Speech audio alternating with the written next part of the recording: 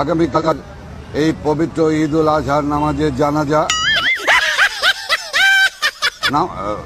পবিত্র ঈদ উল ফিতরের নামাজ পবিত্র ঈদ উল আজহার নামাজ অনুষ্ঠিত হবে। এই ছাগল কি বলে? এদেশে অনেক কিছুই বলা যায়, কারণ সরকার গণপ্রজাতন্ত্রী, এমনও অনেক ভুল বলে থাকে জাতীয় সংসদের মন্ত্রী। অসম্ভব।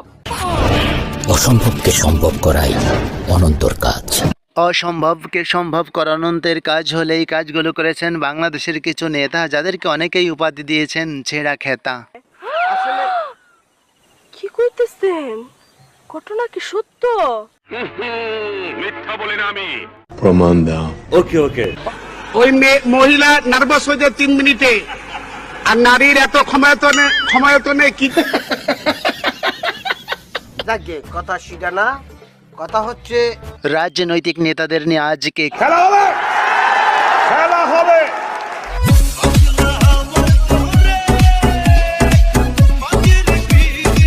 যেহেতু বাংলাদেশের জন্মই হয়েছে 1971-এ, কেমন শোনা যায় কেউ যদি গল্প করে 1916-17, তাও জাতীয় সংসদে। আবল তাবল কথা বলছো কেন?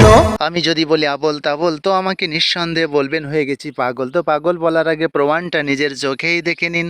মাননীয় স্পিকার, 1916-17 অর্থ বছরের সম্পূরক বাজেট মাননীয় মন্ত্রী 2016-17।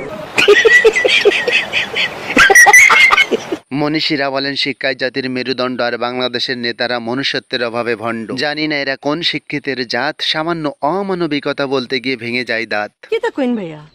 যেটা সত্য সেটাই বলছি, বিশ্বাস হচ্ছে না বুঝি? বিশ্বাসের মায় গন্ডগোলের সময় মরিয়ে গেছে। তাহলে কি করতে পারি? তুমি প্রমাণ করো। ওকে ওকে। তাদের কথা একবারও ভাবলো না। এই অমানিকতা, অমানবিক, আরে দোষ জিবাট কেমন অনামিক অনামিক অনা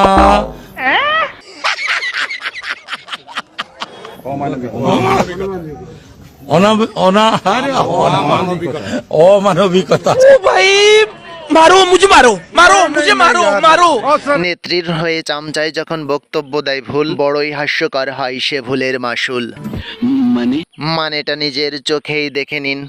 এই স্বাধীনতার মাসে খালেদা জিয়াকে এক মুহূর্ত ক্ষমতায় দেখতে চাই না।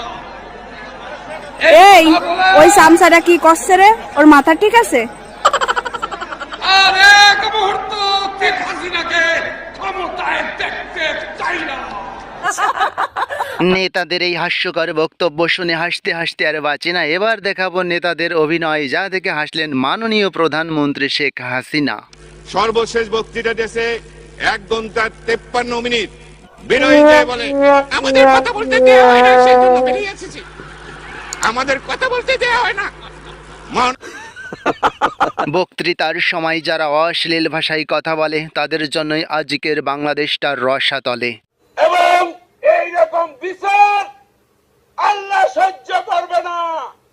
যার হয় তুমি ঠিক সুদাও কেন, শালার পুত ভোট দেন জান, আবার ঠিক সুদাও। এরা নাকি আবার রাজনৈতিক নেতা। এরা কি করে রাজনৈতিক নেতা হতে পারে? কারণ খুঁজে পাই না।